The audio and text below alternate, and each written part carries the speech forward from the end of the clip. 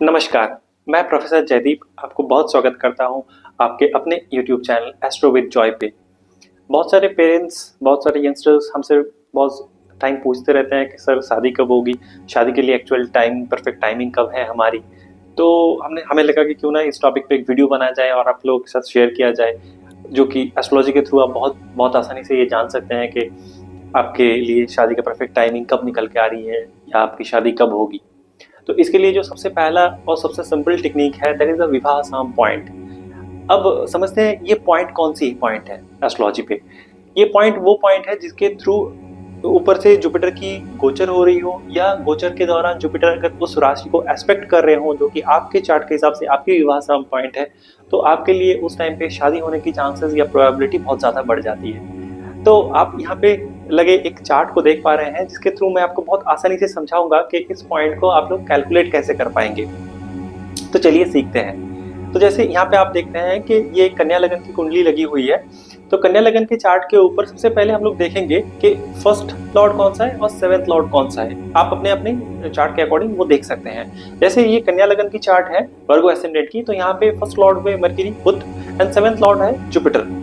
तो यहाँ पे हम लोग देखेंगे अब कि कालपुरुष कुंडली के फर्स्ट हाउस मतलब मेष राशि को लगन मानते हुए जुपिटर एंड मरकरी की प्लेसमेंट कहाँ है। तो जुपिटर की जो प्लेसमेंट है वो मिथुन के घर पे है एंड मरकरी जो फर्स्ट लॉर्ड है उसकी प्लेसमेंट है कर्क राशि के ऊपर।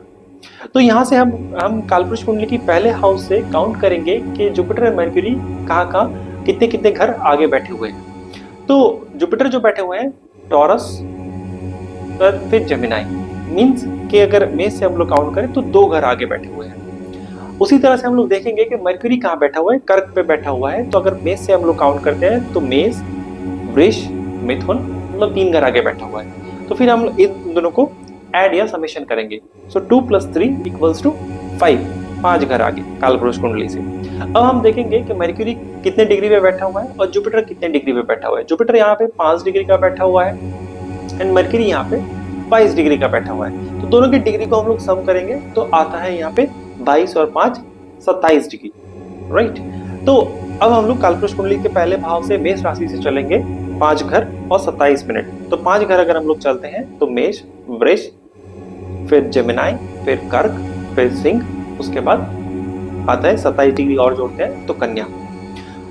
तो जब कभी भी जुपिटर अगर आप शादी के लिए देख रहे हैं तो जब कभी भी जुपिटर आपके कन्या राशि के ऊपर से गोचर कर रहे हो ट्रांजिट पे या ट्रांजिट के दौरान अगर कन्या राशि को एस्पेक्ट कर रहे हो तो आपके लिए शादी होने के चांसेस या प्रोबेबिलिटी सच में बहुत बढ़ जाते हैं। जैसे कि अगर अभी आप देख पाएंगे अभी का ट्रांजिट, तो जुपिटर अभी जो टॉरस के राशि के ऊपर से गोचर कर रहे हैं, मीन्स कि जुपिटर की जो 5th एस्पेक्ट है या पंचम दृष्टि जो है वो कन्या के घर के ऊपर पड़ रही है।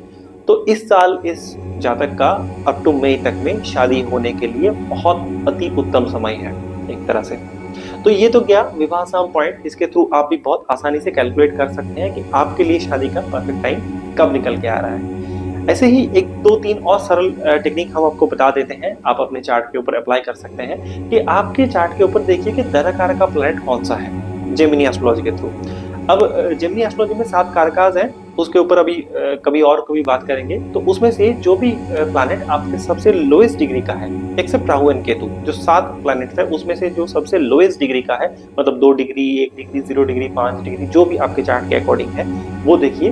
अगर आपके दशा अंतर या प्रत्यंतर पे अगर धन कारक का प्लैनेट की दशांतर चल रही है या प्रत्यंतर चल रही है तो ये टाइम आपकी शादी के लिए सच में बहुत फेवरेबल टाइम बन जाती है।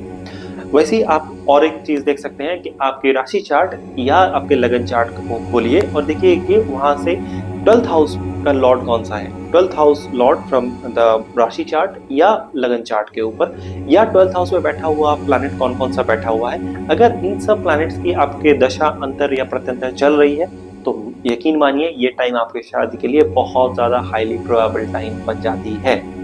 और एक चौथा पॉइंट हम आपको बताते हैं कि आप अपना नवमांश कुंडली भी खोलिए और नवमांश कुंडली में जाके देखिए कि आपका जो नवमांश कुंडली पे जो आपका लगन लॉर्ड है और जो आपका 7th लॉर्ड है या फर्स्ट हाउस और 7th हाउस में बैठे हुए जो भी प्लैनेट्स हैं क्या उनकी दशा चल रही है, अंतर्दशा चल रही है या प्रत्यंतर दशा चल रही है। अगर चल रही है तो वो आपको शादी के लिए बहुत मदद करेंगे, बहुत इन्फ्लुएंस करेंगे आपकी शादी के लिए। और लास्ट में एक टेक्निक बता देते हैं कि जब कभी भी आप घर पे किसी का चार्ट देखिएगा, तो जब कभी भी देखिएगा कि उनकी शादी हुई है पहले या शादी होने वाली है, तो लगन से उनका सप्तम भाव को देखिएगा। सप्तम भाव के इर्द-गिर्द मतलब 6th, 7th and 8th house के इर्द-गिर्द एक प्लैनेटरी क्लस्टर बनेगा। मीन्स के 2 या 3 या 4 या 5 प्लैनेट्स आपके 7th हाउस के ऊपर या 7th हाउस के आसपास से उस टाइम पे गोचर कर रहे होंगे। तो उस डेट पे ही आपकी शादी होगी। आई होप, आई विश कि इस वीडियो से आपको कुछ हेल्प मिली होगी। अगर सच में कुछ आपकी नॉलेज पे बढ़ोतरी हुई होगी या आपको कुछ हेल्प मिला होगा, तो इस वीडियो को लाइक कीजिएगा, शेयर कीजिएगा अपने दोस्तों के साथ। इसी के साथ राधे राधे, थैंक यू।